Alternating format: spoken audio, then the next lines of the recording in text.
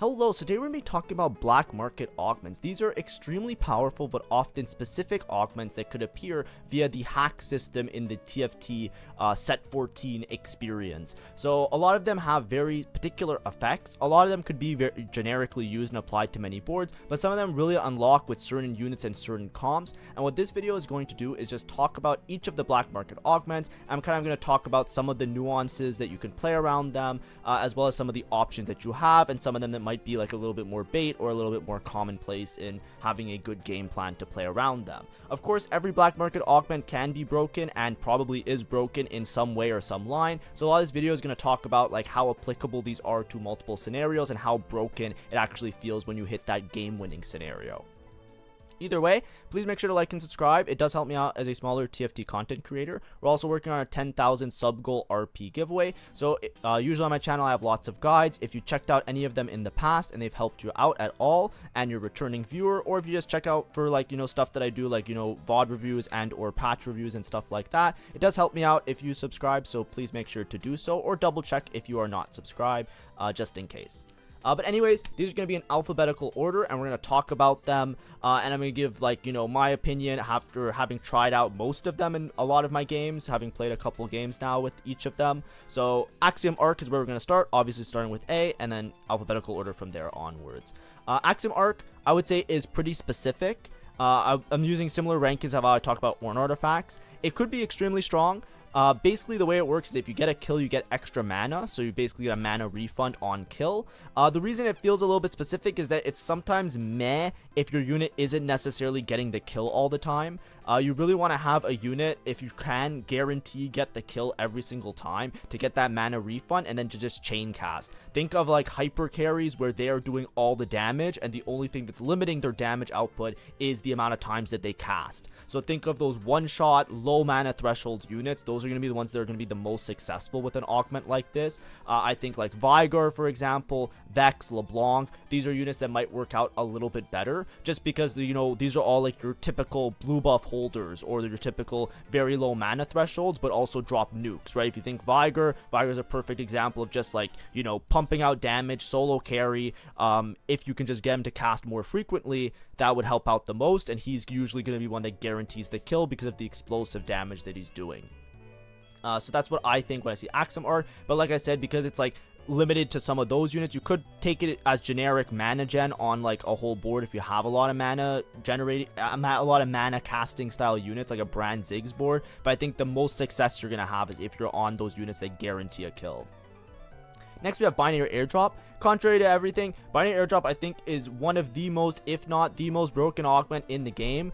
It's not something that's necessarily going to always be game-winning in every scenario, but just the value that it gives you is almost unskippable. You should almost never roll past Binary Airdrop, in my opinion, because it gives 4 champions that are holding 2 items a third completed item. The completed item is going to be somewhat tailored. It's going to be from their recommended item, so it's going to be an item that's generally pretty good on them.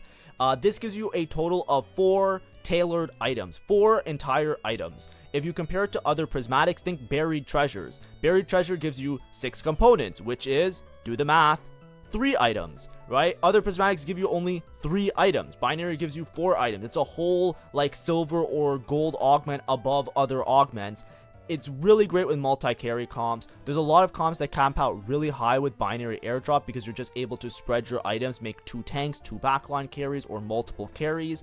You can also cap really high around legendary units because you're just going to have so many extra components and items that you can usually itemize towards multiple units. So think of your like strong multi-carry comps that love to have lots of items. Of course, if we're talking about high cap comps, Amp is one that works out really well. But of course, this is so widely applicable. That's the glory of this augment in particular, is that it doesn't matter what comp you're playing. It doesn't have to be a high cap comp. You're gonna find value with Binary because you could just like itemize your multiple carries. Even if you're playing something like Vanguard Marksman, you could just put 2 items on Aphelios, 2 items on Xayah. They complete their items. You're in a good spot, right? It helps you out so much with your itemization. I cannot stress it enough. A very strong augment.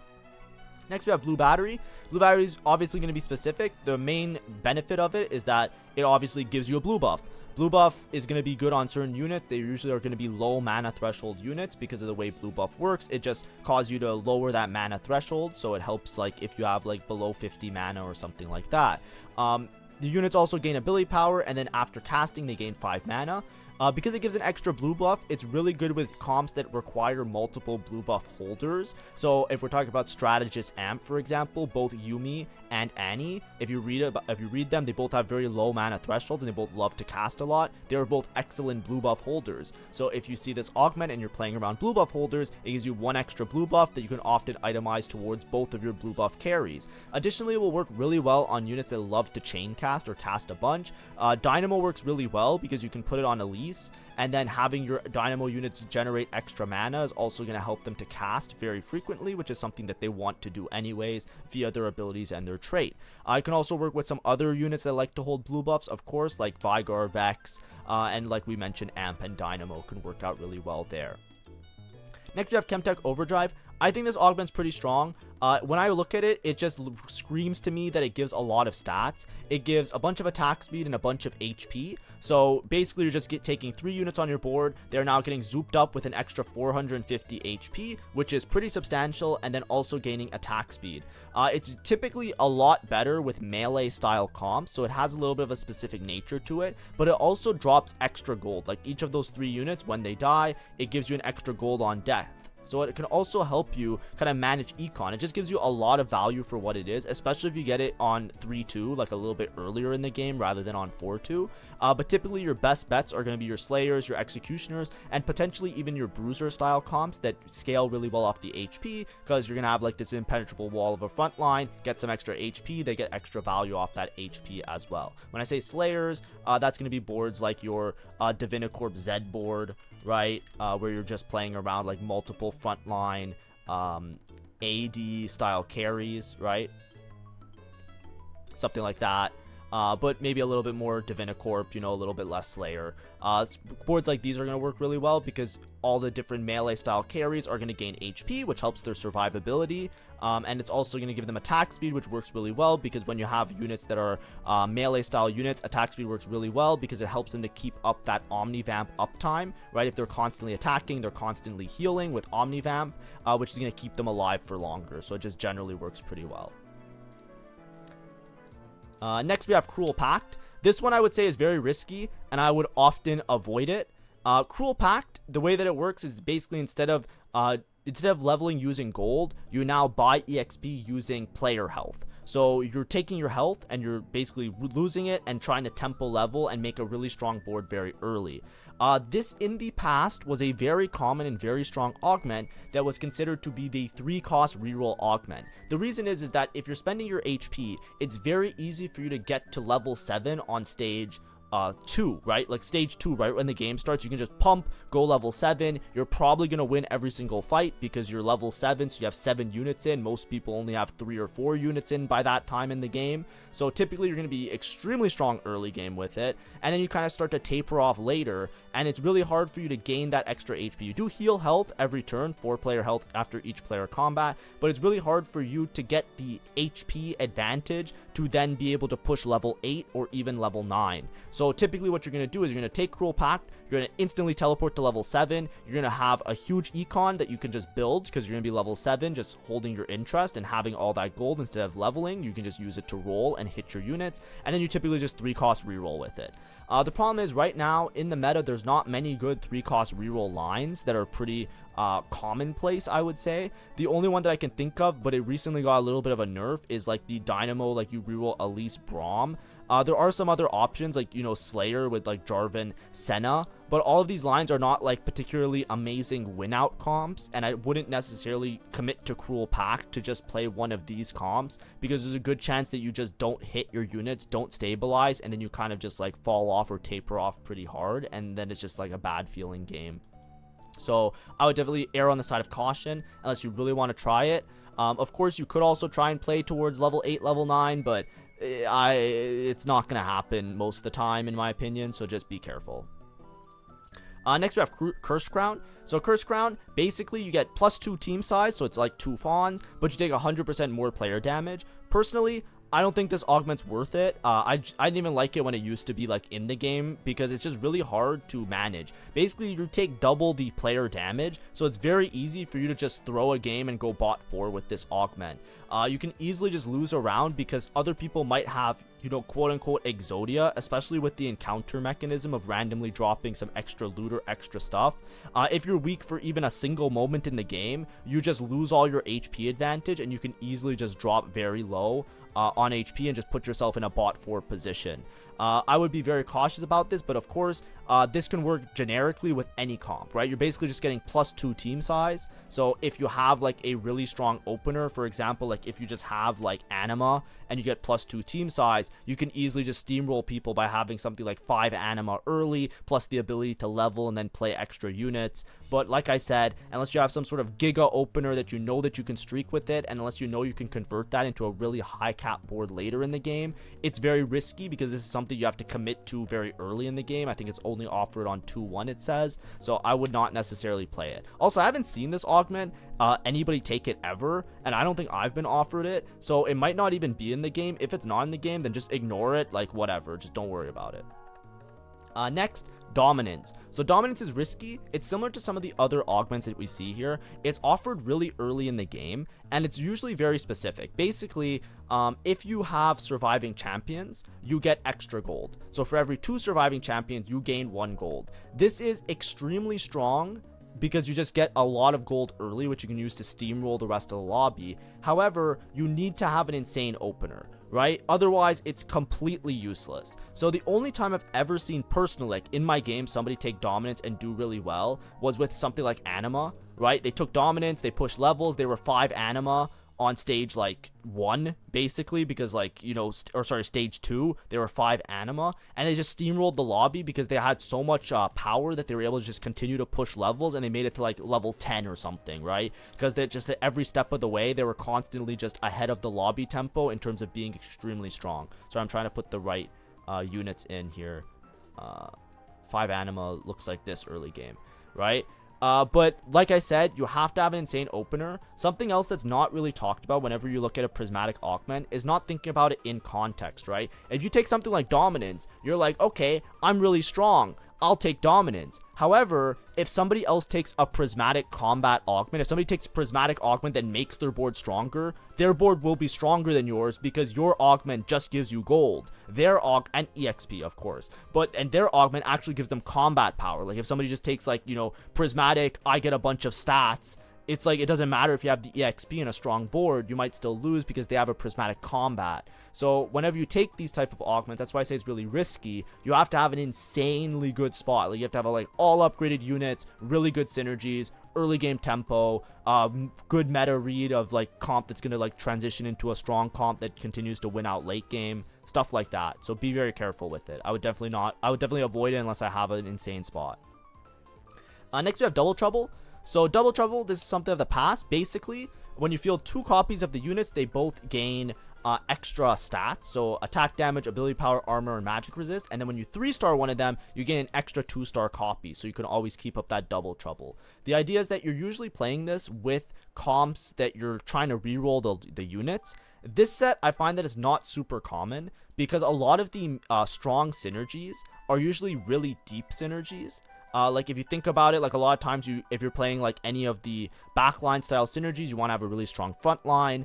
There's not like even if you're thinking like melee, like Slayer, like a lot of times you're playing with like Vanguard, so a lot of times it's hard to fit in the board because you have to play duplicate copies of units. The only time I've ever seen it be successful, I saw this happen once or twice, is you play Amp. Because Amp is a trait that caps extremely high, and it also doesn't require you to play deep into any particular synergy, and each of the units actually scales tremendously hard off of Amp, such to a point where they are all that you really need in order to be successful. So what ends up happening is, you actually play double trouble like this, and you go for 3-star of all of these units, and then you just push for the remaining Amp units, and your board caps out extremely high on even level 8. You can also play double Annie or double Samira if you're not 3-starring any of the other ones, right? But you actually have a sufficient front line between the Nidalee 3 and then the Fury 3, and this board just absolutely deletes everybody because they all benefit from the Amp trait. And then typically you're just playing like, you know, Yumi items, you know, your blue buff, your Archangels, your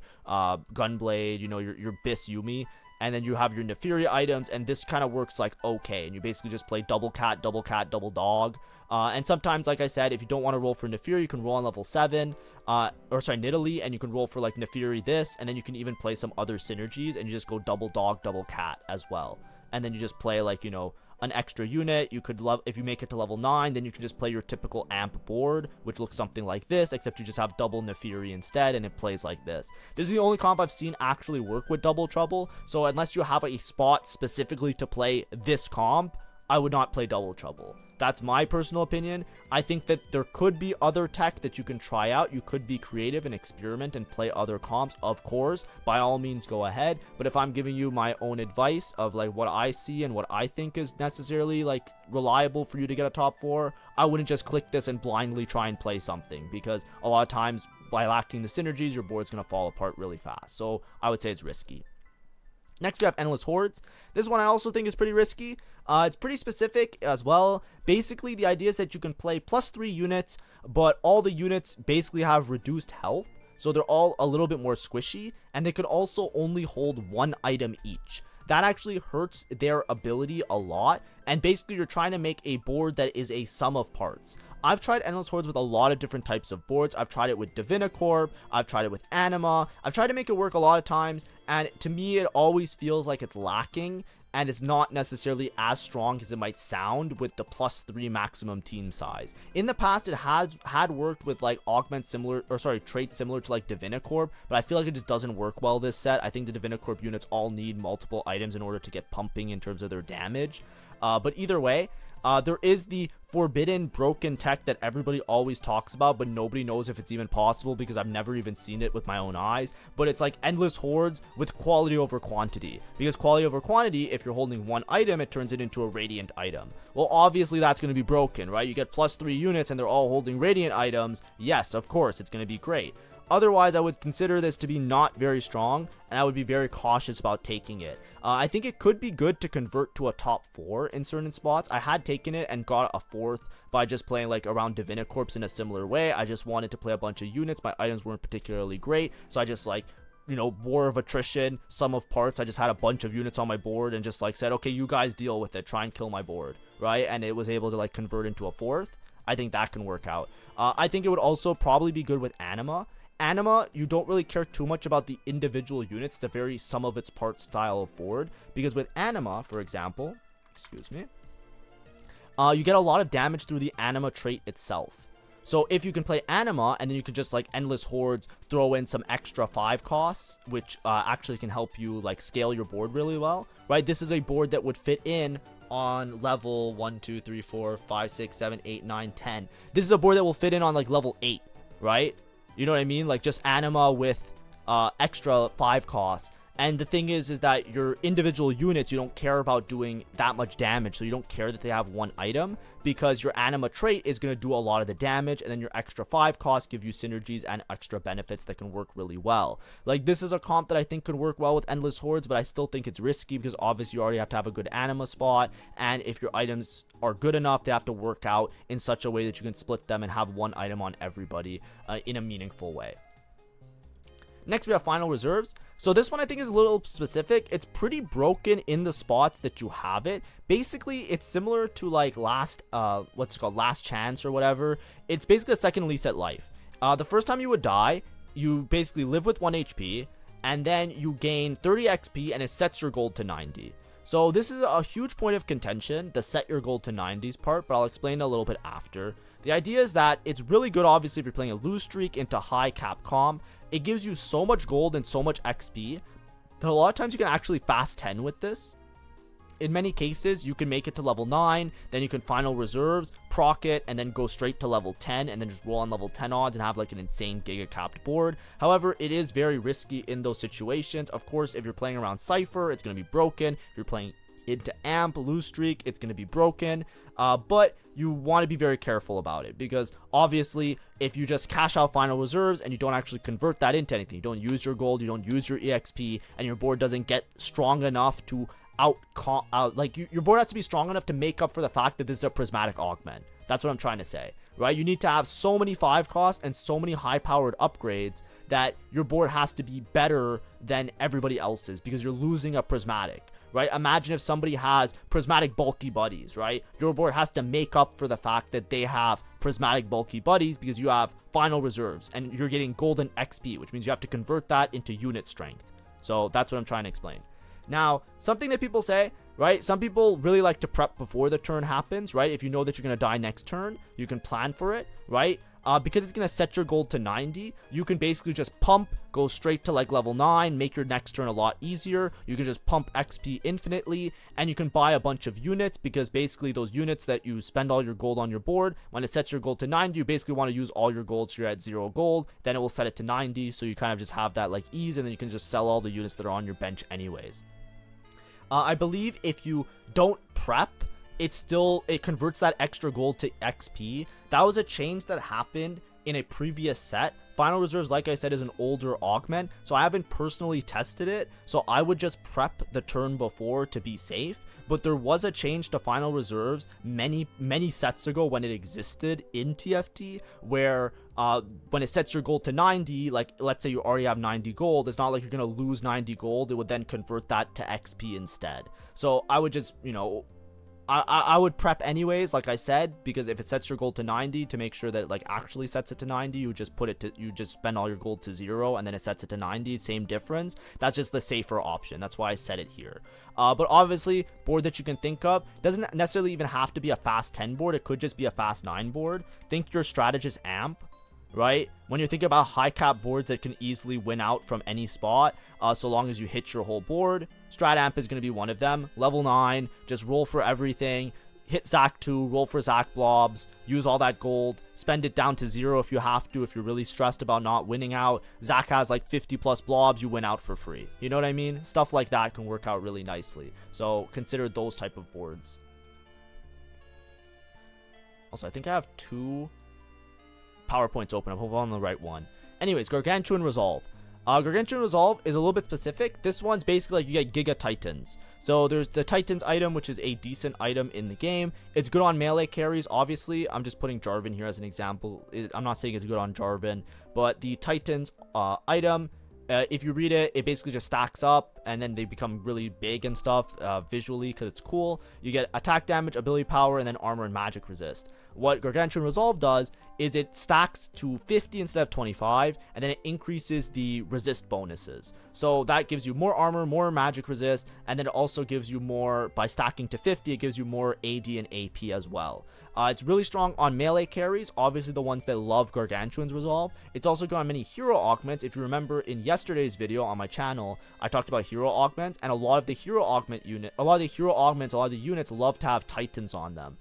Titans usually is good with certain melee units, right? I think if you think of melee units, it's good on pretty much all of them except for Graves. I think Graves really hates Titans because it just doesn't work well with his kit. You want the other items instead. But like, you know, if you're thinking about your Zeds, your Shakos, right? Anybody who wants to drain tank, your hero augment Vi, your hero augment Silas, your hero augment Jax, right? Your what's it called? Your what's the other guy's name? I'm looking for Rengar. Rengar is really good on. Rengar loves Titans as well. Executioner works really well with his kit. So all of those units, it can be really good and it can make them really giga because it kind of helps in the drain tank and give them a lot of stats. But it's pretty much, if the unit likes Titans, Gargantuan Resolve is good because you just like stack multiple Titans on them and they become really strong. However, it's very specific because you need to be playing around a unit that wants to have Titans, and usually those are going to be some reroll lines or some specific lines. I think it says it's only offered 2-1. There is, by the way, I know that it looks like it's only offered 2-1. There is a Gargantuan Resolve Plus, one that is offered on 3-2, and I think it gives you like a little bit of gold as well. So that's why I say it could work with hero augments. It's not like it can't be offered. There's another version that is offered later in the game that can be used with the hero augments as well. So just keep that in mind. Next we have high-end shopping. This one a little bit specific. This one generically is pretty good. Basically, you just always see higher level shops. The idea with high-end shopping is that it's as if you're one level higher. So when you think about, like, you know, I want to go to level 8 and roll on level 8 odds, this basically allows you to be level 8, but you're rolling with level 9 odds, which basically kind of feels like you're fast 9ing, but you're only on level 8. So it's really powerful with comps that you want to find certain copies of 5 cost that spike your board really high. However, you have to understand that with high-end shopping, the reason I say it's specific and it's not like broken, as good as it sounds, the problem is that seeing high-level shops, the units are expensive. So a lot of times when you're on level 8 and you're doing a level 8 roll down, if you only have 50 gold, you're still going to struggle to upgrade and buy all of the 5 cost units because you still need to have a lot of gold. So what I would say is that you want to make sure that you take this augment when you already have sufficient econ, right? Think if you already have a good econ from encounter, or if you already have an econ augment that you got earlier in the game, if you pair those together, then it's extremely strong and extremely broken. Of course, it can cap really high with certain boards that are reliant on 5 costs. So obviously your strat amp board, finding a single copy of Samira makes you extremely stable and extremely strong, so it's going to work really well with a board like that. Additionally, there's other boards that it can work well with. For example, Boombot Urgot, right? If you're playing around Boombots or you're playing around Urgot carry, there are many boards that work really well with this. Additionally, there's like Dynamo boards, right? There's the high cap Dynamo, which looks something like, I'm trying to pick the generic version so you guys can so I can show you guys. It looks something like, I'm not sure actually. It's something like this, right? Where you play Dynamo with these units, and then usually it's Morgana and Renekton. Where's Renekton? Right? Like your high cap Dynamo board, where you just have like an insane board that looks like this. Like some of these boards where you're playing around multiple copies of 5 cost that can make you really strong, it can help out, but obviously you need the econ in order to buy them as well. But just like food for thought, right? If you're playing around a board where it's like, I really want to hit a 5 cost, those ones can work out well. Like, you know, just be careful around. Be careful though. Make sure you have the gold in order to support buying all the units. Next we have lifelong learning. So lifelong learning, basically you get a lot of stats. Your units gain 2% health every round, and if they survive, they gain an additional 3% ability power and 3% attack damage. This gives a lot of stats, so obviously it's going to pair really well with reroll. You want to make sure your units are actually surviving the combat, which is really hard to do, because if you're not surviving the combat, you're missing out on the ability power and the attack damage, which is massive, right? The health doesn't make this augment good enough, in my opinion, to take it. So you need to be playing around something that you are winning early with. But the problem is that you need to be winning combats early, and that usually means that you have to have a good spot for low cost rerolls. So that's like, you know, Mundo, Zyra. I put hero augments here. Hero augments don't work obviously because hero augments are offered on 2-1. So if you take a lifelong learning, you're not going to hit the hero augments. But like, you know, your Mundo, Zyra, Seraphine, for example, could scale really well with this type of augment. That's like, you know, Zyra, Seraphine, and Mundo, right? Because Mundo loves to get HP, so he's always going to be getting HP every single round. And often if you can hit the 3 stars very early with this Mundo comp, then your backline's going to often survive anyways. And even if the Mundo dies, he's still getting the stats that he enjoys the most, which is the HP. So the board is really good in that regard. However, you have to have a strong reroll spot, right? Similarly to how I described other prismatic augments, you can't look at them in a vacuum. If I take lifelong learning and the person next to me takes a prismatic combat augment that makes their board stronger, I am not going to win the combat very easily because my units are going to hit like noodles because they are going to be weaker. I am down a prismatic augment. That's what makes this very risky. Your reroll spot has to be extremely strong. You have to have items, you have to have upgrades, you have to have units that are winning the rounds, because if you are winning the rounds with an early spot, and it doesn't necessarily have to be reroll, you could play this with tempo, of course, but the idea is that you want to make sure that you're strong early and your units are winning the combat early, because if you're winning the combat, you are gaining the extra stats, which is what's going to make this an actually powerful augment, which is why I say it's risky, because obviously you're doing that being down a prismatic augment. Next, we have Ludens Echo. This one's a little bit specific. Basically, every 60 mana spent, you do an extra instance of ability damage. It's similar to like the Ludens or an artifact, but it doesn't actually give you an artifact, right? It's just like, you know, reminiscent of Ludens, like the Ludens item, right? And the idea is that you're doing extra magic damage to the target and a nearby enemy. This one is, I feel like it's not that powerful in terms of how much damage it's actually doing for a prismatic, but it's pretty good with chain casting comps. I would say think of your blue buff holders, your units that are just pumping out damage constantly. Think about units that love to have something like a Ludens on them already, right? The best holder, I think, if you look at, if you look at stuff like my Orn Artifact guide, like Yuumi, for example, is really good with Ludens because she has 30 mana. Her passive for Amp is that she gains extra mana. She's just infinitely casting. So her infinitely casting actually gets you a lot of value off of the augment because she's going to be constantly pumping out that additional magic damage because she's going to be casting infinitely. So always think of blue buff holders, right? Low mana threshold units could work with like a Vex, could work with a Vigar, could work with an Elise, right? Could work with Dynamo comps, of course, right? Like you can even play, like, you know, if you're playing like, you know, for Dynamo, that can also work. Right? Anything. I don't know how to spell dynamo. It's okay. Right? If you're playing like units like this, where they're going to be chain casting, they're going to be casting a lot and casting very frequently, it can also work really well because you're going to get a lot of value off of it. But in general, I would say that's a little bit more specific. I think it's a little bit weak in terms of how much combat it provides, because obviously it's every 60 mana, so it's not like every cast. It still has like a threshold and a limit, which makes it a little bit awkward. And I think in general, it doesn't give as much damage as like the Orn Artifact, for example. So it's like a little bit like, you know, a little bit underpowered in my opinion. Next we have Pirates. This one's a little bit specific. Think of it as better spoils of war. Enough said, right? If you're in a spot to take spoils of war prismatic, meaning you have a really strong opener, upgrades, items, strong board, then you can get a lot of great cash outs with Pirates. A lot of the cash outs, similar to spoils of war, they're going to scale. They're going to be better later in the game. So, you know, if you lose a couple of the early game rounds, it's not like you're going to be infinitely dead in the water. But the idea is that it's risky, similar to spoils of war. You just want to be strong as many points of the game as possible. You want to be strong, and you just want to try and use that resource that you get from Pirates to steamroll everybody. Next we have scoped weapons. This one's fucked up. I don't know why. This one's gonna give me an aneurysm one day. Scoped weapons. It's so broken. It's broken in certain spots. Basically, if you can play around Shaco reroll with scoped weapons, you pretty much can win the game no matter what.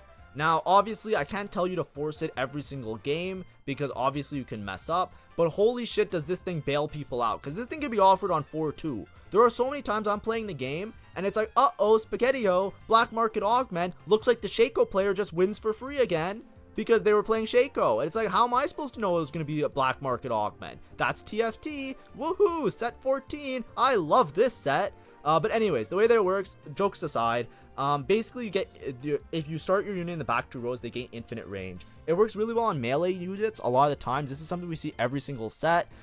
Basically melee units, they're usually designed in such a way that they're trying to do damage to compensate for the fact that they're in the front line. So if you can just convert them into a backline unit, a lot of times they turn into like these broken hyper carries. Shaco works really well with this because he scales infinite by killing the unit. So basically if you have an early Shaco and you reroll Shaco 3, scoped weapons, he'll just kill everything, stay in one spot, doesn't have to walk around, no downtime, no need for Omnivam, and he just pumps out damage infinitely. His build is also really flexible because you can basically put anything on him, right? Like you can literally just like, as long as you have Shaco 3, right? Like typically it's going to be the Shaco Slayer, right? You just play like Vertical Slayer like this, and then you play for the synergies you play Syndicate, right? When you do this, you don't Syndicate bonus the Shaco, right?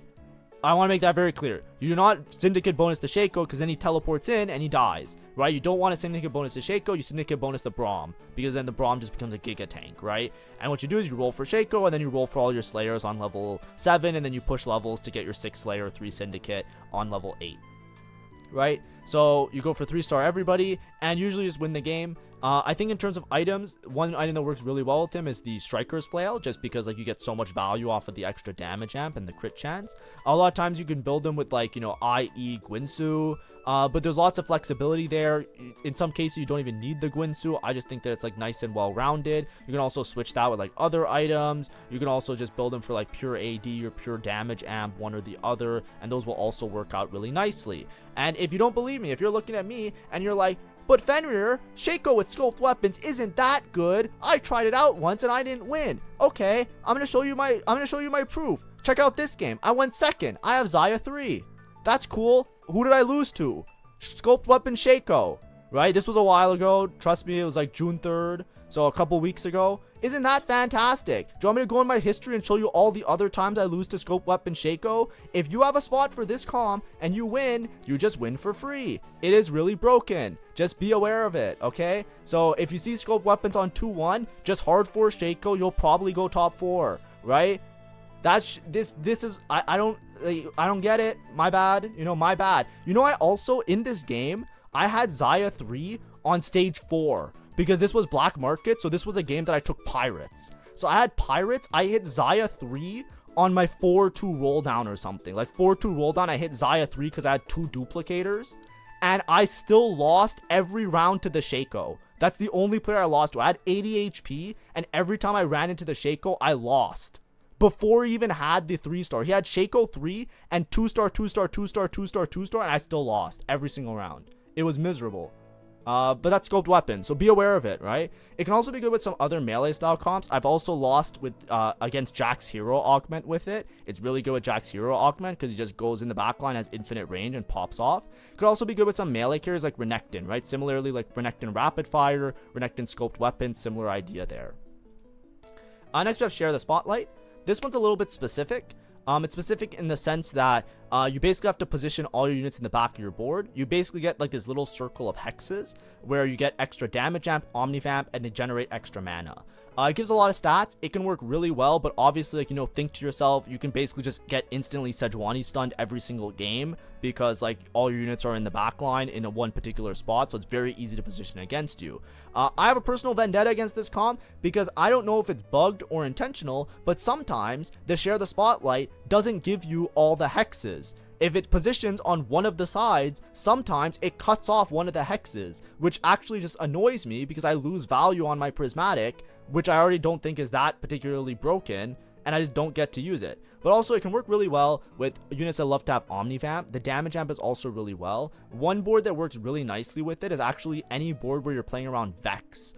Vex loves share the spotlight because Vex also scales off the omnivamp. Like if we look at Vex, for example, let me find Vex. Vex, for example, Vex scales off omnivamp with her passive, more damage. Also is an executioner, so she's going to be critting naturally, so giving the damage amp is really good, and the mana gains are really great for her because she just wants to pump out and chain cast blue buff. Extra mana gains works really well because she'll just pump out damage really efficiently. So Vex is a really good option there. Also, of course, you could play it with Slayers or your melee style comps because you're getting Omnivamp and Damage Amp. These are things that can work well with these boards. Even with some of the Executioner boards, it can also work really well. Just because they also gain that damage amp and have the crit chance and can make use of that. But just be careful with it. Obviously, like, if you're fighting against a lot of Sejuanis, for example, it might be a little bit of a grief. You just lose the round instantly a lot of times because Sejuani's just chain casting your backline constantly. But pretty generic as well, right? If you have the spot for it. Next is Think Fast. This one's very strong. This one's actually, in my opinion, like I said, binary is one of the most broken in the game. If you have the ability to use Think Fast properly, I definitely think Think Fast is an instant win most of the time. Basically, shop rerolls are free, so as much as you can roll is what you can hit. If you can roll efficiently with Think Fast and you can manage to do something with it, you pretty much always have such incredible tempo on the rest of the lobby because this prismatic, the value of it is down to you. Right? Think of a prismatic that gives you infinite gold. That's what Think Fast is. As fast as you can roll and hit your units, that is how much value this prismatic gives. So it is infinitely stronger than any other augment in the game, so long as you hit everything that you have to by rolling really efficiently. Of course, it's really good with insane tempo, right? If you just hit your 3 stars instantly, you have an insane board, you just push levels, you can cap really high, just go straight to level 9 if you're playing reroll, or if you get it later in the game, like on level 8, you can just hit like even a 3-star 4 cost. Even if you don't hit that, finding all your upgrades is going to put you well ahead of the lobby in terms of your tempo, and then you can just go level 9, level 10, cap out around legendary units. Really strong. Something I always recommend to everybody all the time. This set in particular, you never know when Think Fast is going to show up. Always have something in your team planner. Helps out a lot. Always have something in your team planner, right? Just on your neutral round, you're fighting Krugs, put something in your team planner. That's it.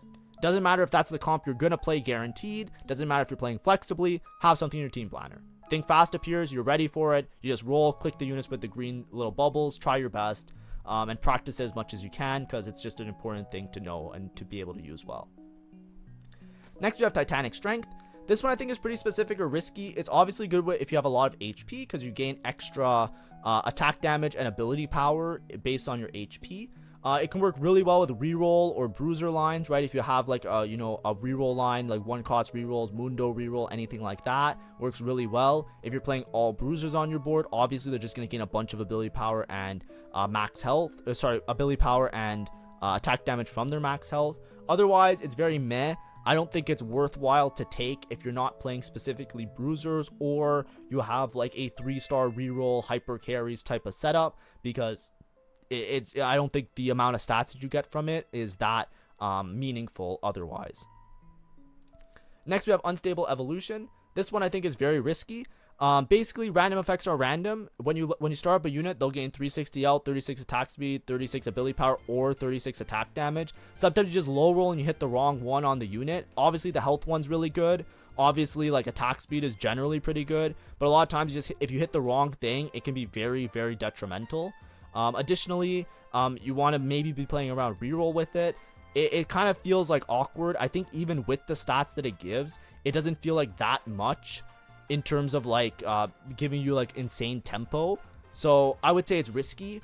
Of course, I haven't personally tried it that much, but I generally think that it's a little bit underpowered if I were to guess. So if you find it and you have success with it, of course, by all means, go for it. If you're playing a reroll and you have a good spot for the reroll where you can upgrade everything, it could be really strong. But it just feels like, one time I saw somebody take it and I looked at what they got, and it was like they got like AD on an AP unit and they got HP on their backline, and like they just went 8th. Like it just didn't do anything for them.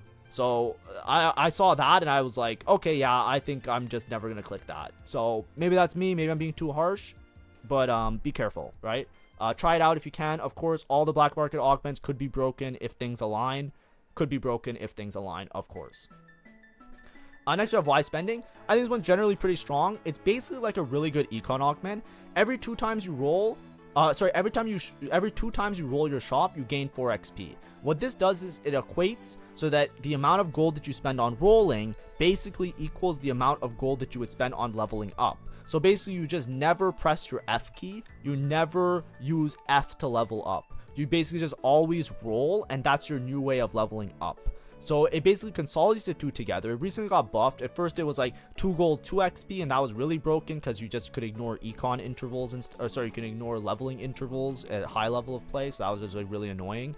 So now they made it like every 2 you get 4, so it's like a similar tempo or pacing in terms of your level up to other types of boards. So of course that's fine, but you just have to know it's like 1-to-1. And because it's 1-to-1, you're basically just seeing a lot of shops while you level, which is really powerful because you can just randomly hit 3 stars, right? Comps that scale well with 3 stars works really nicely. Think Anima, for example. It could be risky with some reroll lines because you're pushing levels constantly. I've seen people try and play Wise Spending Graves, for example, and then they just never hit the Graves because they just keep leveling and they just like get too far away from like the lower shop odds to like see like 2 costs, right? So it could become awkward. I think I played it from a really good spot. I don't know if it'll come up here, but I have a VOD review playing it with Golden Ox. Some people really like it with Golden Ox. I personally think you have to have a good Golden Ox spot in order for it to be good. But of course, this was just something that I did that was like pretty cool, so you can check out that VOD if you really want to.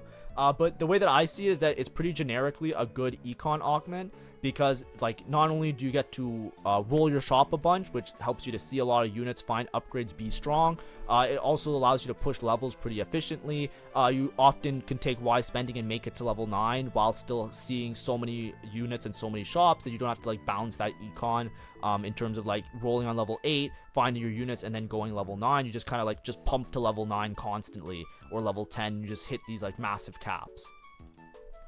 Next we have Woodland Charm. I think this is like strong or specific. Obviously it works really well if you have a lot of really high HP units to copy. Woodland Charm, basically your highest health champion is clone, and then that clone has 25% bonus health and 30% bonus attack speed, but it can't equip items. So it basically becomes a much healthier tank a lot of the time. It could work really well with high HP boards, reroll, and bruisers, but it's basically a clone that is quite strong, and it works as generic frontline. It can work really well on comps that don't have a lot of frontline, but it can also work extremely well on basically any comp. You're just duplicating a high HP unit. It also has a really high cap around strong 5 cost. Imagine that you make it to level 9 and you have, like, for example, a Zac or a Kabuko. that are often really high HP. Duplicating these units and having them with a lot of HP, they do a lot of damage, they do a lot of work because they scale really well with their HP, and then they also have like really good effects that can actually like game win you the board, right? Like you get 2 stuns, stuff like that. So it actually has a really high cap if you can make it to those high levels. But then even if you're not high level, it just helps to strengthen your board. It's just like a very easy like bang, I have some extra value on my board. Anyways, those are all the black market augments. Thank you for watching. Hopefully it was somewhat informative and fun. I try my best to be like as entertaining because obviously I'm just talking about stuff. I can't show you like every single game. If you want to see stuff like why spending some of the black market augments, you can look on my YouTube channel. There's some VOD reviews there. Thanks for watching. Have a great day and see ya. Bye bye.